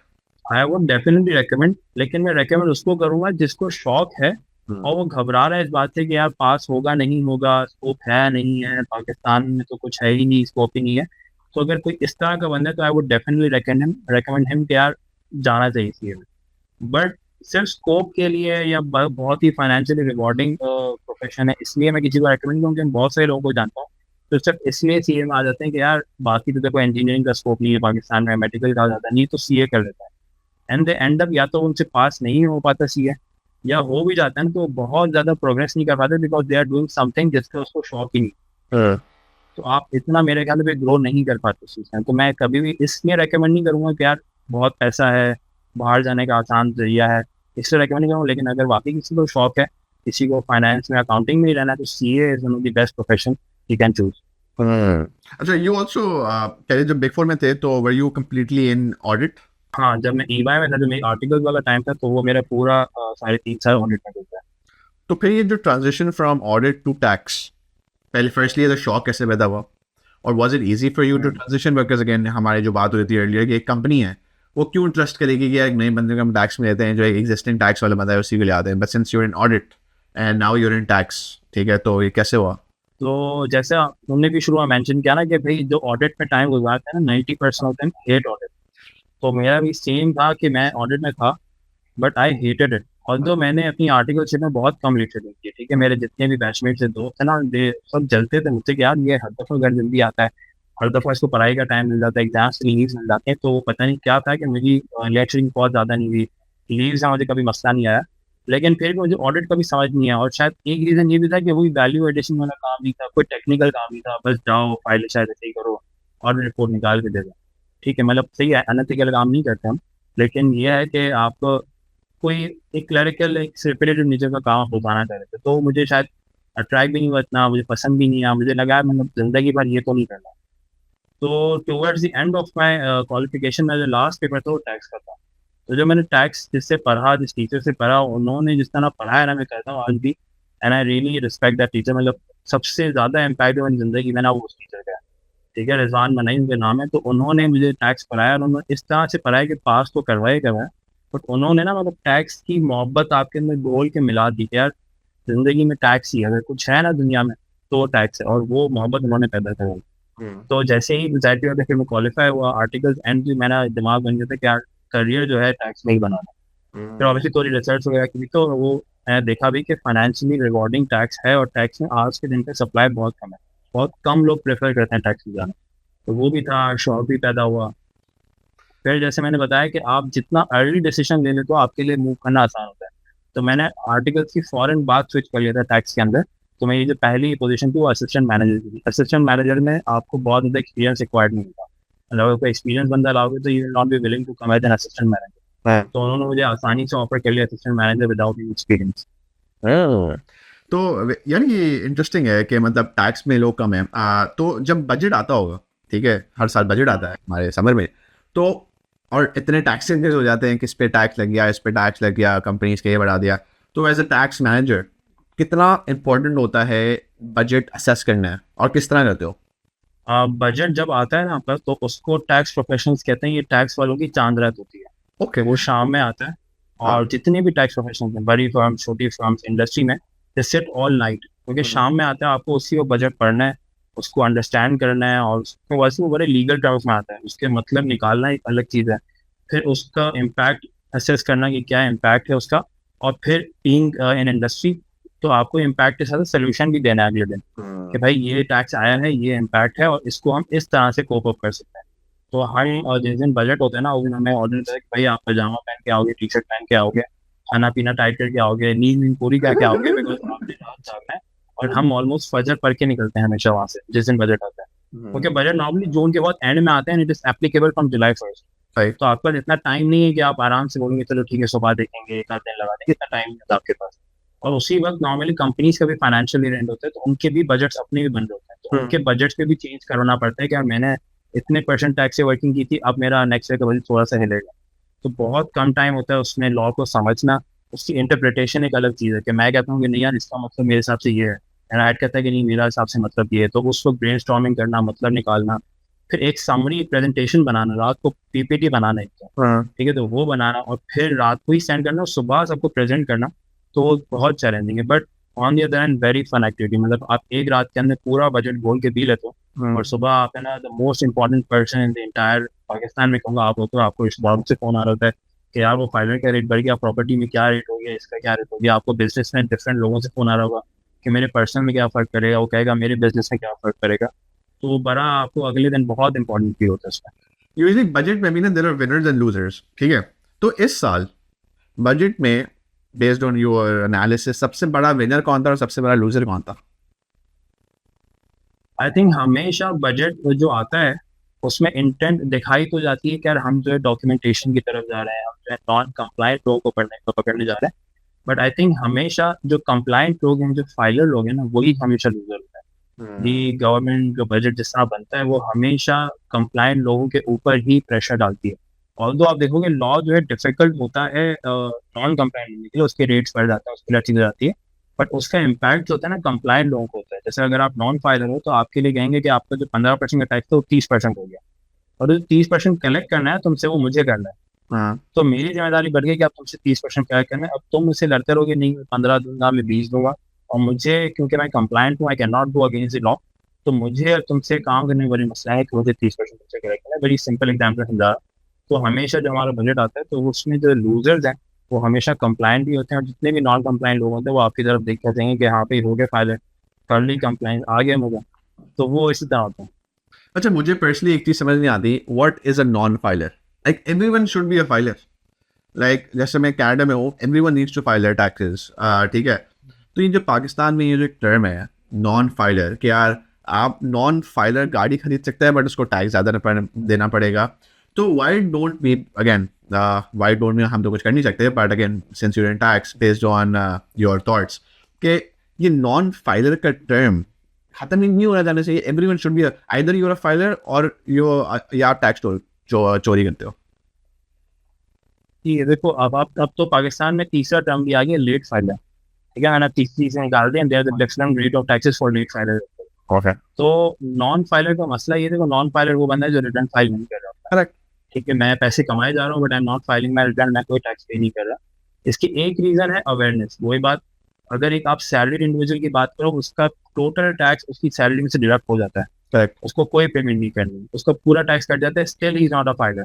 क्यों? क्योंकि उसको पता ही नहीं है फाइलिंग कैसे करते हैं, लॉ इतना मुश्किल हमारा बना दिया गया, कॉम्प्लिकेटेड बना दिया गया, रिटर्न फाइलिंग बहुत मुश्किल है। एक आम इंसान जो सैलरी कमाता है उसके लिए पॉसिबल नहीं है, जिसको ज़्यादा टैक्स नॉलेज ना हो, उसके लिए ज़रूरी है वो किसी कंसल्टेंट या लॉयर को हायर करके अपना सिंपल सा रिटर्न फाइल करेगा। तो ये एक मसला है कि लोग फाइलिंग में जाते ही नहीं, ऑल दो टैक्स पे क्या होगा, कुछ भी नहीं करना, सिर्फ आपका डेटा आपने डालना है कि मैंने इतनी सैलरी कमाई, इतना टैक्स मेरा है, और ऑलरेडी सारा डिडक्टेड है। तो एक तो अवेयरनेस है। दूसरा रीजन वही कि जब आप फाइलर बन जाते हो ना, तो मैंने वही कहा कि आपके जिस तरह का लॉ बना हुआ है तो फाइलर ज़्यादा मुश्किल है। आज के दिन पे एक कंप्लायंट टैक्स पेयर, एक फाइलर के लिए बिजनेस करना ज़्यादा मुश्किल है compare to a non filer. Non filer को सिर्फ और सिर्फ टैक्स ज़्यादा देना है और वो खुशी से देता है, वो कहता है ये मेरे पैसे हैं आराम के, मतलब ज़्यादा टैक्स देना है दे दो, मैं ऑडिट से बचा हुआ हूँ, मैं नोटिस से बचा हुआ हूँ, मैं FBR से बचा हुआ हूँ, मैं खुश हूँ उसके अंदर, ज़्यादा टैक्स देकर खुशी खुशी दूंगा, लेकिन FBR के एम्बेट में मुझे नहीं आता। तो एक रीज़न ये है नॉन फाइलर होने का। तो डू यू पर्सनली, अगर आपको अथॉरिटी दी जाए, तो डू यू थिंक कि भाई मैं नॉन फाइलर लेट फाइलर खत्म ही कर दूं, it should be a filer या टैक्स चोर? हाँ, आई थिंक अभी पाकिस्तान में कोशिश भी की गई थी कि आप कॉन्सेप्ट ही खत्म कर दो, या आप क्या फाइलर हो या फिर आप एग्जिस्ट ही नहीं करते, मतलब फिर यस। जो काम कर सकता है सिर्फ फाइलर ही काम कर सकता है। हाँ। लेकिन इस पे मसला ये है कि आज के दिन पे अगर मैं एक साथ इस चीज़ को इम्प्लीमेंट कर दूँ ना तो आपकी पूरी इंडस्ट्री बन जाएगी, ठीक है ना। तो क्योंकि आपके, आप तो चलो फाइलर हो ना, आप फाइलर हो, आप ठीक है काम करो, बट आपके कस्टमर मेजोरिटी नॉन फाइलर है। अगर मैंने खत्म कर दिया नॉन फाइलर से काम करना तो मेरी कंपनी तो बैठ जाएगी, मैं तो फाइलर था, मैं तो टैक्स पे कर रहा, तो मैं वहाँ सफर कर जाऊंगा। तो आज के दिन पे एक साथ इतना बड़ा स्टेप लेना आपकी पूरी इकोनॉमी को बढ़ा देगा। इसके लिए सबसे पहले आपको काम करना पड़ेगा कि आप इनकरेज करो लोगों को, ठीक है। कैरेट और स्टिक वाला जो कॉन्सेप्ट है ना, तो फिलहाल स्टिक की नहीं, फिलहाल थोड़ी मेरे ख्याल में कैरेट की ज़्यादा जरूरत है। उस पर आप चले जाओ पहले, और आप पहले लोगों को जो है खुश करो, लोगों को इनकरेज करो कि दिल से आगे फाइनल बने।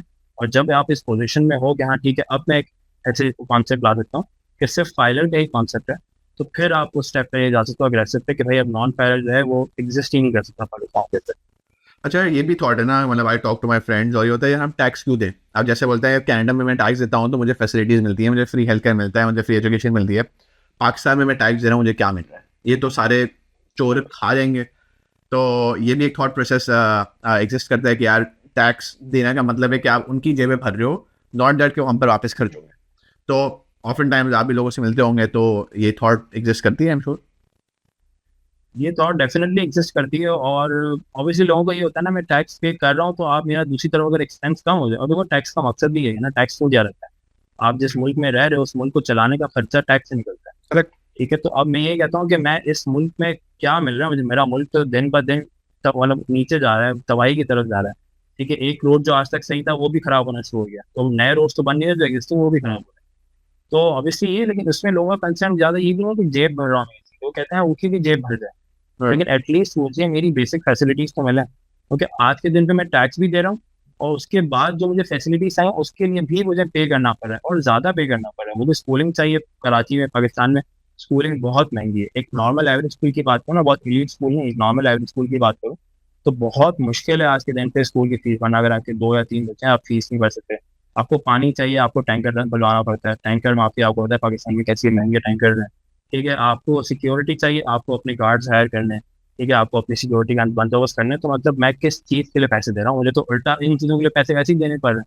तो फिर ये सारे पैसे देने का मकसद भी वैसा है। चलो, आई रियली होप कि चीज़ें बेहतर हो जाए। लग तो नहीं रही मुझे personally, on a personal level in the near future हो जाएंगी, but let's hope for the best. अच्छा, लास्ट सवाल है मुजम्मिल के, मेजोरिटी लोग हमारा डिस्कशन हुआ कि ACCA करके बाहर चले आते हैं, लाइक CA करके बाहर चले आते हैं। आई पर्सनली अब सीन के पाकिस्तान से लोग काफ़ी CA करके यहाँ पर अकाउंटेंट, सीनियर अकाउंटेंट्स बन गए, मैनेजर्स आ गए, सीनियर मैनेजर्स आ गए पाकिस्तान से। ठीक है, तो कभी खुद का दिल नहीं हुआ बाहर जाने का? अब मुझे टू बी ऑनेस्ट होता है कभी कभार, बट बहुत ज़्यादा मेरा दिल ना, मेरा कभी माइंड नहीं बना होता कि यार बाहर जाना है, बाहर जाना है। और बाहर मुझे, मैं एक दो बार गया भी हूँ, कि मैं दुबई गया तो आपने एक दो दोस्तों के साथ रहा हूँ जो वहाँ पे जॉब कर रहे थे। तो मुझे बहुत ज़्यादा अट्रैक्ट किया भी नहीं कभी क्या क्या ये लाइफ चाहिए, ये जो दिरहम आ रहे हैं ना हर महीने यहाँ पे बैंक अकाउंट में, ये चाहिए, और इतनी लग्जरियस लाइफ स्टाइल चाहिए, मुझे बहुत ज़्यादा अट्रैक्ट हो नहीं कर। रिसेंटली हाँ, जो कराची के जैसा हालात हो गए उसको देख के कभी कभार आपका दिल टूट जाता है कि यार मतलब मैं इतना पढ़ाई लिखाई करके भी, कुछ अच्छे पैसे कमा के भी, मैं जो लाइफ गुजार रहा हूँ मतलब कैसी लाइफ गुजार रहा हूँ। तो उससे कभी कभार दिल टूटता है, बट ऑनेस्टली इतना दिल नहीं है अभी बाहर जाने का। और वन ऑफ द रीज़न मैं बाहर नहीं गया हूँ ये भी है, जो सबसे प्राइमरी रीज़न रही है कि मैं फैमिली में इकलौता बेटा हूँ। तो एक वो भी पॉइंट होता है कि आप कहते हो कि नहीं यार माँ बाप को नहीं छोड़ सकते इस पॉइंट पे। My father is about 60, my mother is about 50।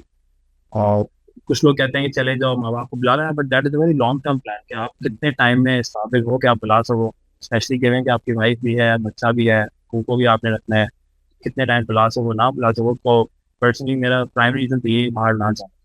That's a very valid point, and obviously मैं बाहर रहता हूँ, मेरी फैमिली पाकिस्तान में रहती है, तो I'm sure it is very difficult, and also at the same time I think बाहर की लाइफ बहुत ग्लैमरस दिखाई जाती है, बहुत फैंटिसाइज की जाती है, but it's not like that. ठीक है, बाहर के हालात भी इतने ही बुरे हैं जितने पाकिस्तान के हैं। ठीक है, हाँ आपको अच्छी सड़कें मिल जाती हैं, बट यहाँ पर महंगाई शदीद है, यहाँ पर फूड बैग्स भर चुकी हैं, लोगों के पास खाने के लिए पैसे नहीं है। ठीक है, तो अब जैसे फॉर एग्जाम्पल मेरा कोई दोस्त मुझे बोलता है ना कि यार मुझे बाहर आना है, तो मैंने बोला आ जाओ, लेकिन 5 साल की स्ट्रगल ध्यान में रख के आओ कि भाई मुझे बेसमेंट में रहना होगा, मुझे खाना कम खाना होगा, मुझे, मेरे पास गाड़ी नहीं होगी, मुझे पब्लिक ट्रांसपोर्ट में करना होगा, बिकॉज बहुत शदीद स्ट्रगल है यहाँ पर अनफॉर्चुनेटली। लेकिन अगेन लोगों ने बहुत फैंटिसाइज किया हुआ है, जो मुझे बहुत अजीब लगता है।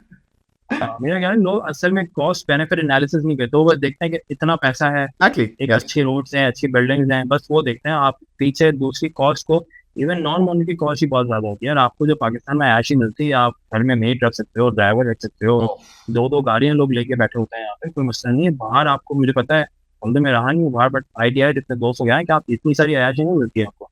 तो ये भी तो एक क्वेश्चन है, या जो मुझे घर पे मुझे वापस काम से वापस आके मुझे अपने कपड़ों की टेंशन नहीं है, खाने की टेंशन नहीं, सफाई की टेंशन नहीं है, तो वो जो टाइम मेरा बच रहा है वो मेरा लेजर भी यूज हो सकता है, किसी वैल्यूएबल चीज के अंदर भी इन्वेस्ट हो सकता है। तो ऑब्वियसली ये सब चीजें भी कंसिडर करनी चाहिए when you're deciding a exactly partner।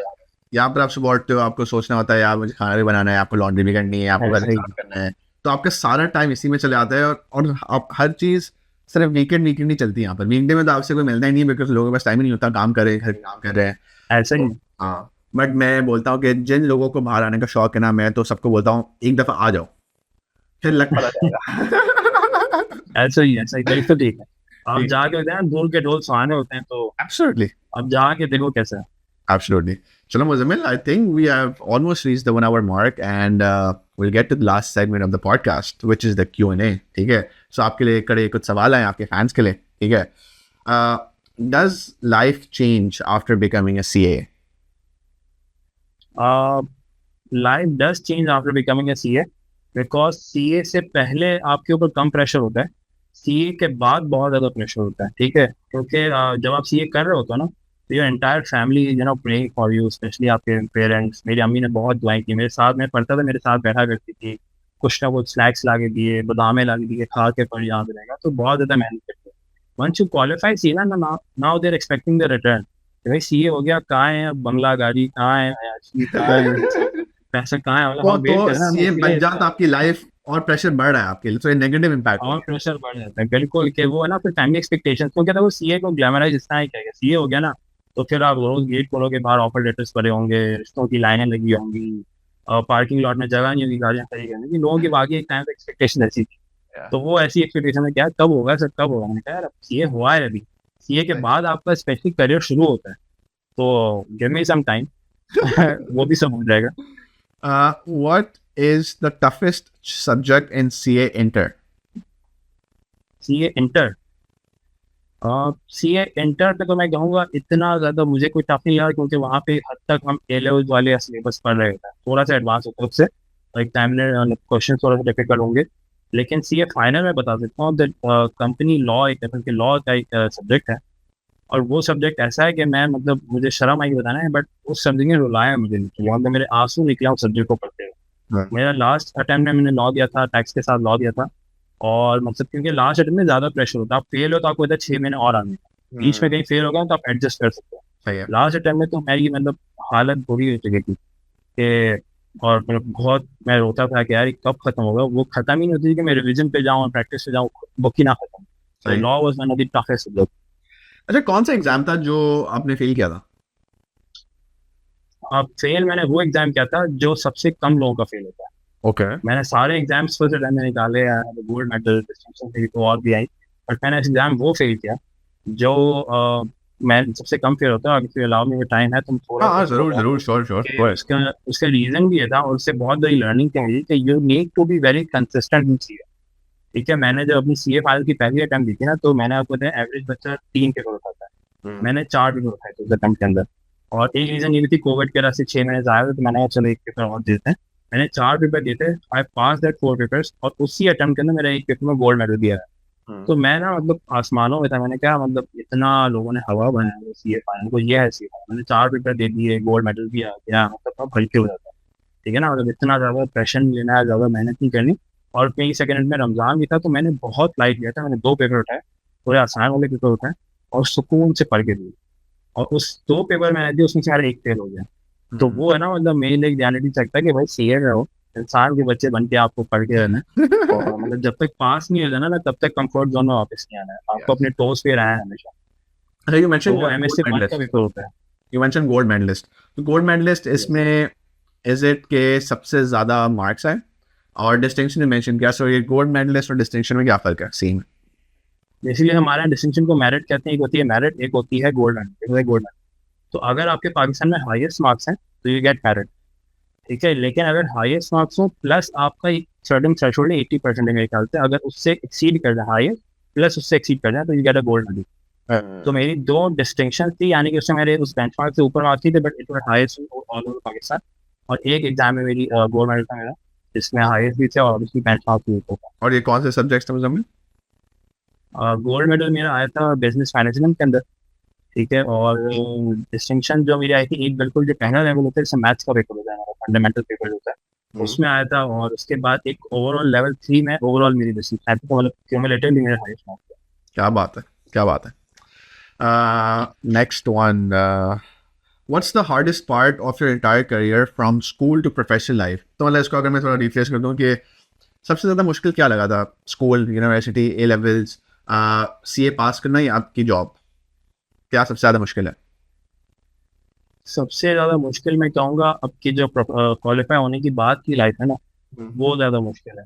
और लगता ये था कि मैं ये आसान लगा, मुझे लगता था कि देखो अभी तो मैं जब आर्टिकल से मैंने कहा काम भी कर रहा हूँ और पढ़ाई भी कर रहा हूँ, जब इंशाल्लाह क्वालिफाई हो जाऊंगा तो फिर सिर्फ काम होगा, पढ़ाई नहीं है। तो मैं सोचा था यार काम होगा ना तो फिर जिम भी जाना है, फिर एक अपनी हॉबी भी बनानी, नई हॉबी देखनी, उस पर भी काम करना है, फिर सोशल वेलफेयर पे भी बहुत सारा काम करना है, ठीक है। और बहुत सारे प्लान थे, जैसे पढ़ाई खत्म हो गई। लेकिन जैसे ही पढ़ाई खत्म हुई और मैं जॉब में आया तो पता नहीं मेरे पास और कम टाइम बचना शुरू हो गया, ठीक है। मे बी बिकॉज आपकी अब जॉब भी है वो ज़्यादा रिस्पॉन्सिबल जॉब है, ठीक है। You not bore any more training, अब आप मैनेजर हो, आपके नीचे ट्रेनिंग काम कर रहे हैं, आपको उनके लिए भी काम करना है, रिस्पॉन्सिबिलिटी ज़्यादा है। फिर ऑब्वियसली फैमिली एक्सपेक्टेशंस भी ज़्यादा होती हैं, फिर शादीशुदा के बाद आपकी ऑब्वियसली एक रिस्पॉन्सिबिलिटी एडिशनल भी आ जाती है। तो ये वाली लाइफ आई थिंक उस लाइफ से ज़्यादा मुश्किल है। स्कूल में होते थे ना, बड़ों को देखते थे कि यार ये कितने मजे हैं बड़ों के, यस. और मेरा ख्याल है वो बचपन वाली लाइफ, स्कूल वाली लाइफ ज़्यादा अच्छी थी। स्कूल से घर आए सो गए, कोई परवाह नहीं किसी घर की, कसम से बाहर वाले की, कुछ नहीं, आके सो गए। कि हमें बताया गया था कि यार एक दफ़ा आप ये पास कर लो, मज़े ही मज़े, कॉलेज चले आओ, यूनिवर्सिटी से ले आओ, जॉब कर लो, मज़े ही मज़े. अभी तक आप मज़े ही ढूंढ रहे हैं. बट किसी ने कहा था, वो मजे की डेफिनेशन नहीं बताई किसी ने। हाँ, किसी ने कहा था सुकून सिर्फ कब्र में है. और वहां भी अल्लाह करे खूब। Yeah. What's your dream or future goals? Future goal या ड्रीम की अगर बात करूँ तो कोई स्पेसिफिक डेजिग्नेशन नहीं है मेरी कि मतलब CFO बनना है, CEO बनना है, इस लेवल पहुंचना है।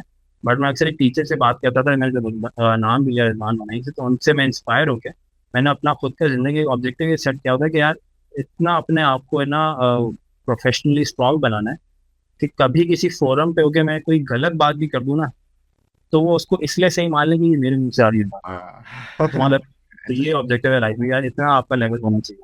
क्या बात है. That's a good one. University में जाऊं या डायरेक्ट सीए करूं?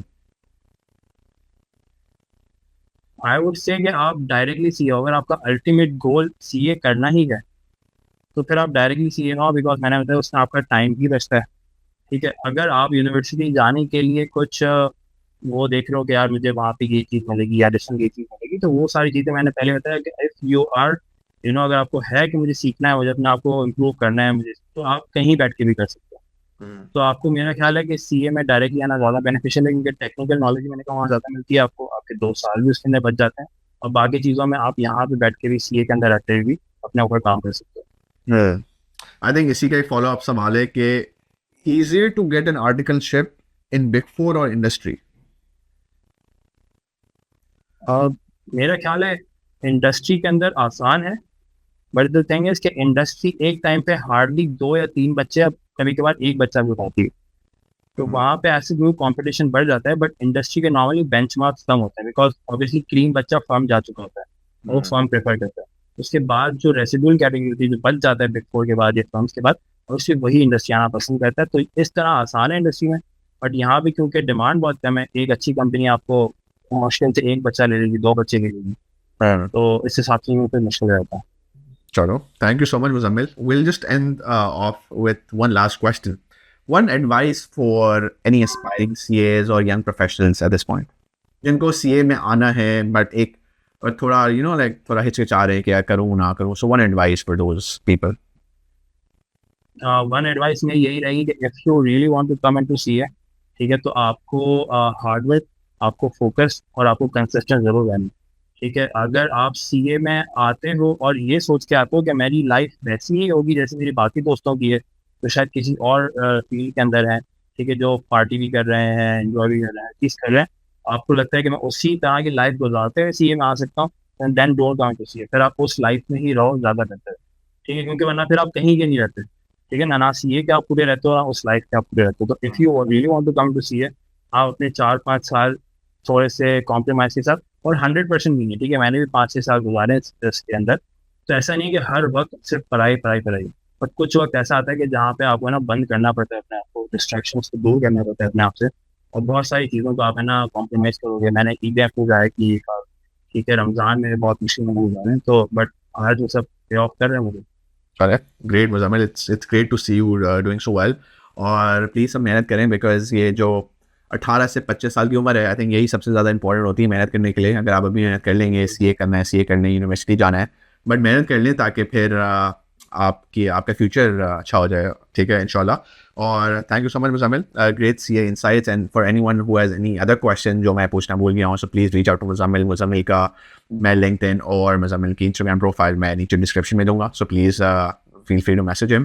And Muzammil, I'm sure he would be kind enough to help you out as well because he is also very connected to students और अपने C association का भी एक part है, so please reach out to him. And for any other questions, please reach out to me. अगर आपको कोई और subjects वगैरह interest है, so I'll reach out to those guys. So yes, and for everyone else, please subscribe and stay tuned for the next podcast.